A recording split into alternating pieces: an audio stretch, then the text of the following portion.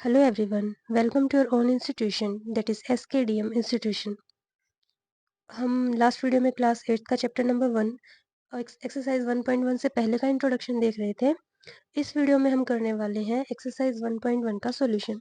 जो हमारी new syllabus की बुक है उसमें सिर्फ 3 ही क्वेश्चन एक्सरसाइज 1.1 में जो अभी हम डिस्कस करने वाले हैं। तो चलिए स्टार्ट करते हैं। क्वेश्चन नंबर 1 क्या है हमारे पास? Name the property under multiplication used in each of the following. Multiplication की जो प्रॉपर्टीज हैं उनके हमें नाम बताने हैं जो यहाँ यूज हुई है। तो क्वेश्चन नंबर 1 हमारा क्या है? -4/5 multiply 1 is equals to 1 multiply -4/5 is equals to -4/5।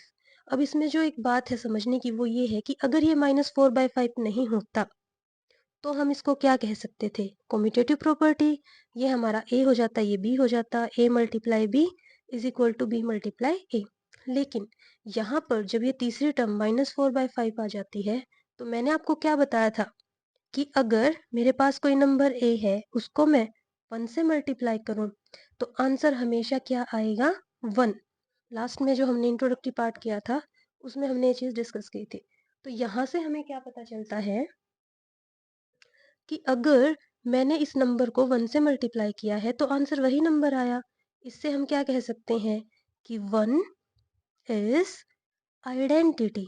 कल हमने डिस्कस कर लिया था ये लास्ट वीडियो में, आइडेंटिटी ऑफ मल्टीप्लिकेशन।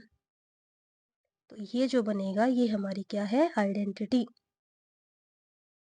ठीक है, तो ये इसका सॉल्यूशन है। अब नेक्स्ट है हमारे पास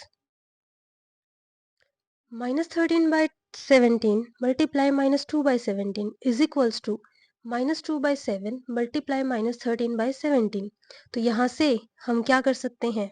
अगर ये हमारे पास a है और ये b है तो अगर इसको अब देखते हैं, अगर यहाँ पे तो ये b आगे आ चुका है, a यहाँ ये हम डिस्कस कर चुके हैं। a multiply b is equals to b multiply a हो जाता है। तो क्या बन जाता है हमारा?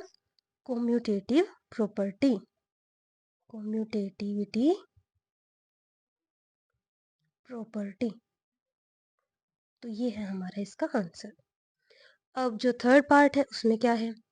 -19 divide by 29 multiply 29 divide by -19।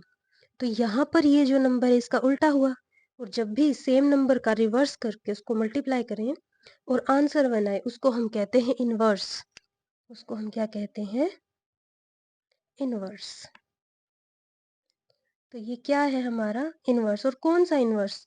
Multiplicative inverse. तो इसको हम क्या कहेंगे? Inverse of multiplication, multiplication. अब क्वेश्चन नंबर 2 है हमारा, tell what property allow you to compute -1/3 multiply 6 multiply 4/3 as का मतलब इक्वल की तरह ही होता है। तो 1/3 मल्टीप्लाई 6। अब अगर मैं यहाँ से एक आपको चीज दिखाऊं तो ध्यान से देखना। अगर ये अपने पास a है मल्टीप्लाई ब्रैकेट, ये अपने पास b और ये अपने पास c है, एज यानी कि इक्वल। ये अपने पास a है, ये अपने पास b है, मल्टीप्लाई c। अगर इसको अब आप ध्यान से देखोगे आपको ये प्रॉपर्टी याद आ जाएगी अगर आपने मेरी इंट्रोडक्टरी वीडियो देखी है, क्योंकि मैंने बहुत अच्छे से करवा रखी है ये। तो यहाँ पर क्या है? a multiply b multiply c is equals to a multiply b multiply c। लेकिन सोल्व पहले ये होगा, इसमें ये होगा। इस टाइप की जो प्रॉपर्टी आई थी हमने कहा था एसोसिएटिविटी प्रॉपर्टी। तो इसका जो आंसर अपना रहने वाला है वो क्या है? Associativity property. हाँ जी। अब लास्ट क्वेश्चन बचता है इस एक्सरसाइज का। ये क्या कहता है? The product of two rational numbers is always a rational number. ये मैंने आंसर ही बता दिया आपको। सॉल्यूशन देखिए, अब प्रोडक्ट कोई भी दो नंबर ले लेते हैं, जैसे 1 मल्टीप्लाई 2। आंसर क्या है? 2। क्या मैं 2 को 2/1 लिख सकती हूँ? बिल्कुल। अगर रेशनल नंबर की बात करूँ तो रेशनल की फॉर्म में ले लेते हैं 1/2 मल्टीप्लाई 5/2। अब अगर इसको मल्टीप्लाई करते हैं ऊपर वाले को ऊपर वाले से, नीचे वाले को नीचे वाले से, तो 1 मल्टीप्लाई 5 5, 2 मल्टीप्लाई 2 4। ये क्या आ गया? Again rational number. तो जो इसका आंसर रहने वाला है वो क्या होगा कि product of two rational numbers is always a rational number. तो इसका जो अपना आंसर होगा वो क्या होगा? Rational number. तो स्टूडेंट्स ये थी हमारी एक्सरसाइज 1.1 जिसका हमने 2-3 वीडियोस में इंट्रोडक्शन किया है। ये अपनी एक्सरसाइज हो गई है कंप्लीट। कल से हम डिस्कस करने वाले हैं एक्सरसाइज 2.2 का इंट्रोडक्टरी पार्ट। उसके बाद फिर हम करेंगे एक्सरसाइज को सोल्व।